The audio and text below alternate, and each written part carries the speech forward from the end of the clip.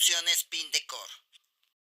Buen día, gente hermosa, pues vamos a darle solución a este problema, ya que una clienta nos llamó anoche para revisar que tenía una fuga de agua, lo cual nos encontramos que uno de sus tubos de sus paneles solares se encontraba roto, lo cual procedimos al día siguiente a cambiárselo, y este es el mantenimiento que dimos hoy por la mañana por Soluciones Pindecor.